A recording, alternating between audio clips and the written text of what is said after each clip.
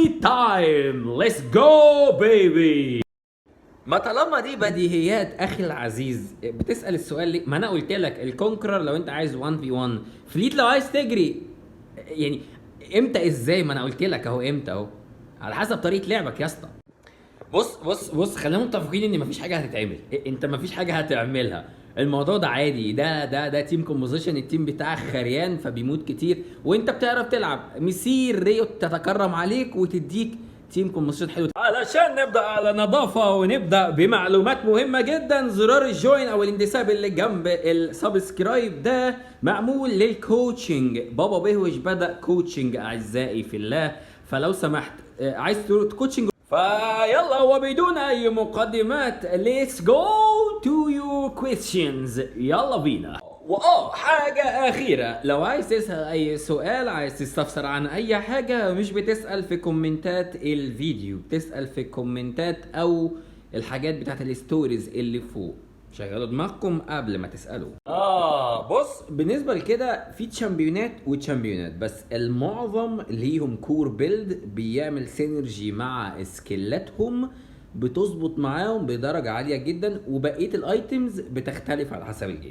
تعمل ايه في حالة زي دي؟ تتحاسبن وتقول ربنا يسامحك يا ريتو على الناس اللي بتنزل معايا. ده طبيعي جدا، بيحصل في كل الجيمات في كل الالوز. العب كتير وجدد من نفسك. ايوه، هو بيكسب علشان هو بيترول، او بمعنى اوضح هو عنده كل حاجه تكسبه في الجيم، فما يكسبش ليه؟ عادي بيترول، فالدنيا حلوه، مش فارق معاه يخسر جيم ولا يكسب الجيم، فبيلعب بمزاج.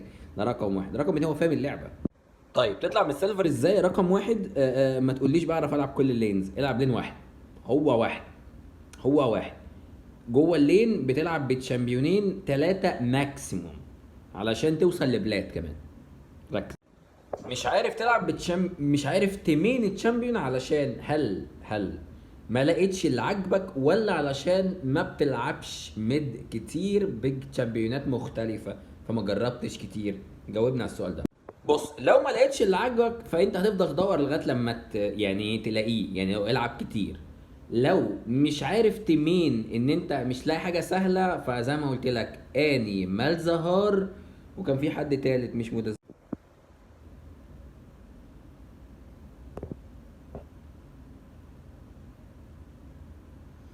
يا ابني انا بعمل الستوريز دي وانا بلبس العياده، بلبس المركز. يابا ركز يابا، ما عنديش وقت. بص، الرونز هتفرق، هتفرق الفرق الشاسع. لا، اللي هو تكستمايز الرونز على مزاجك برضو. مش ادخل على او بي جي ولا ادخل على اي موقع، خدها كوبي بيست. الحمد لله اخي العزيز، خلاص قلنا الجمعه الساعه 9 بالليل باذن الله، والدريفت نزل اول فيلم، اول فيديو لينا ان شاء الله، ويا رب يعجبكم، وان شاء الله هيبقى فيه حاجات حلوه كتير. طيب انت او تي بي فيورا ده شيء مش وحش خالص، كمل بفيورا، زائد بفيورا جوين حاليا هي حلوه. حاليا الله اعلم هتاخد نيرفات بسبب البروكن اللي انت بتتكلم عليه ده ولا، بس جوين شغاله لو انت عايز تكمل بيها. شوف اللي انت اخي العزيز، انت عارف ان ليسن اساسا ما بيتلعبش غير في الهاي ايلو اساسا. يعني ليسن من الدايموند 2 مثلا وانت طالع لحد الماستر تشالنجر كمان، يابا يوصلك لحد الدايموند ايه تشالنجر. رقم واحد، الميستري او الماستري بتاعه التشامبيون حطها في درجك، ما ولا ليها اي لازمه. بتعرف تلعب بيه تبقى تطلع من الرانك. الست يعرف يطلعك من السيلفر او من البرونز. مستريح فشخ، بس يعرف يلعب بيه الاول. لا يا عم، هو انا الاقي وقت علشان احط لكم وايلد دريفت علشان تقول لي تي اف تي؟ تي اف تي لعبه انا ما حبيتهاش، انا جربتها ما دخلتش قلبي كده، ما دخلتش قلبي، فطالما ما دخلتش قلبي يبقى هشتغل عليها ليه؟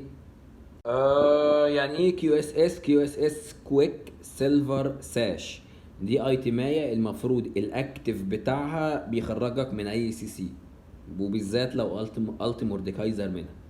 اي سي سي في العالم شايف ده طول في اليومين دول يا عم، والله على قد ما اقدر ما بتاخرش، بس هي الفكره بس لما الاقي وقت. انتوا شايفيني قاعد فاضي، خلصت الشيفت النهارده، خلصت الدوام، فقاعد شويه معاكم يعني. بص، رقم واحد البيرفكت فارمنج افريج 100 في 10 دقايق، ده رقم واحد مش 90. رقم 2، انت محتاج تظبط الويف مانجمنت او ان انت تفرم ازاي. محتاج تعرف كمان اكتر عن المينيون ويفز في اللينات التانية. لو انتوا بتبصوا ميد فانت بتبص على البوت، بتبص على التوب، بتشوف ايه اللينز اللي جايه عليك وبتروح تاخدها. محتاج كمان تركز على الكامبات بتاعه الجنجل اللي قدامكم وانتوا بعد الليننج فيز. كل دي حاجات بتزود في فارمك، بس انت بتاخدش بالك علشان بتبقى مركز يا في الفايتس يا اما في حاجات تانية. في كذا فيديو عملناهم على القناة بيتكلموا عن الويف مانجمنت، بيتكلموا على انك امتى تاخد الجنجل اللي قدامك وانت اي دي سي، واتكلمنا برضو على اللينز المبشوشة عليكم وتاخدوها. لا ولا معلش ولا حاجة، انا واجبي ان انا ارد عليك. يعني اي سي اس يعني كريب سكور، سيبك من الانجليزي. اي حاجة تقتلها على مدار الجيم ما عدا التشامبيونز دي اسمها سي اس. كل ما بتقتل يعني اي حاجه انت بتقتلها على مدار الجيم من مينيونز، دريكس، جنجل، اي حاجه في الجنجل، البارون، كل ده محسوب من السي اس بتاعك. تمام؟ وكل ما يعلى كل ما يبقى معاك جولد اكتر وليفل اعلى. بص، شرط ومش شرط، مش شرط ان كل حاجه معقده هي قويه، ساعات بتقع، بس المعقد قوي بالكت بتاعته، بالحاجات بتاعته. فاهم قصدي؟ ما فهمتش. يعني انت عايز تلعب مين مع جينكس از اي دي سي؟ ما هي يعني تشامبيون بول يعني عندك. ما هو انا على حسب انت بتحب تلعب ازاي، انت بتلعب ازاي وانهي رانكك. بص، في فيديو عملناه عن انواع الاي دي سيز. تمام؟ انواع الاي دي سيز ده اتفرج على الفيديو ده وافهمه اكتر، وابدا شوف انت بتستريح في انهي نوع من انواع الاي دي سي وخد الشامبيون بول زيه. او تعالى اسال. جي بي صعب، جي بي ما بيتشوفوش قبل ليفل 16. تمام؟ جي بي ممل، عايز تعلمه انما هيبقى مشوار طويل ورخم عليك. بسيطه. بص، رقم 1، مفيش قاعده عامه على كل الجيم. كل جيم وليه الطريقه بتاعته. السلو بوش بينفع، الفريز بينفع، البوش بينفع، على حسب الجيم. مفيش قاعده ثابته لكل الاجيال. هبدا يوم الجمعه وايلد دريفت باذن الله. ما تلعبش فين توب لين، مش هتفيدك في كل الاحوال، ولازم يعني تمين اي دي سي الاول، او تفهم ازاي الاي دي سي بيتلعب وتعرف تعمل كايت، وبعديها تطلع على التوب لين تفهم التوب لين، وحوار طويل. فكرنا فيها كذا مره بس مش الحاجه المهمه قوي، او بمعنى اوضح، يا جدعان عايزين تطلعوا لحد البلات، عندكم مواقع كوبي بيست منها امشوا عليها، زي او بي جي، زي بليدز، زي الكلام ده. ببساطه جدا لو انت مشيت كوبي بيست، حتى لو انت مش ماشي على طريقه الجيم يا سيدي، هتبقى ماشي بنسبه 80% صح. كوبي بيست من اي موقع، ازاي تلعب ميس فورشن، ازاي تلعب اي اي دي سي، اكتب الاي دي سي اللي انت عايزه وشوف البيلد بتاعه، كوبي بيست والعب زيها. هعيد وازيد تاني، ميكانيكس الجيم وانك تفهم الجيم ماشي ازاي احسن بمراحل من التشامبيون، والميكانيكس بتاعت التشامبيون، والايتمز بتاعت التشامبيون، واي حاجه في التشامبيون. ميكانيكس الجيم. انت مش متابع ولا ايه يا حاج؟ سلسله الجنجل ما هي الاسبوع ده نزل واحد يوم الثلاث اللي هو امبارح، وهينزل واحد كمان يوم الخميس الجاي ان شاء الله. هي سلسله الجنجل بتيجي كل اي سايكل بتاخد 4 اسابيع. هي دي الفكره. معاناه علشان انت بتعتمد على حد تاني وهو بيعتمد عليك، فانت لو حمار هو هيشتمك، ولو هو حمار انت هتشتمه. فدي الدايليما بتاعه الاي دي سي والسبورت او البوت لين للاسف.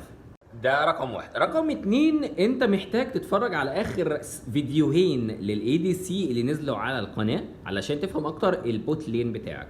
رقم 3، تلعب سيف امتى وتلعب اجريسيف امتى على حسب الجيم، مش انا اللي هقول لك. وحاجه كمان، مفيش حاجه اسمها اي دي سي 1 في 2. يعني ممكن اقول لك ازرائيل بيتلعب بيه اللي هو يعرف يطلع لوحده، بس ستيل لو في اي دي سي يلعب 1 في 2 ما كانش السبورت يتلعب اساسا. فهمت؟ وكان هذا اخواتي واخواتي وكل احبابي، هذا هو كان قسط اليوم من الستوريز واسئلتكم الجميله الطويله الفريده من نوعها.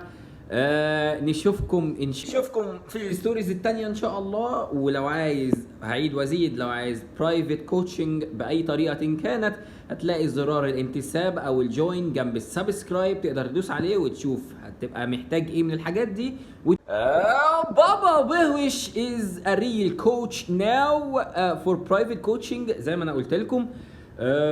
مش عارف هقول لكم ايه تاني، بس مش فيش حاجة تانية غير سلام.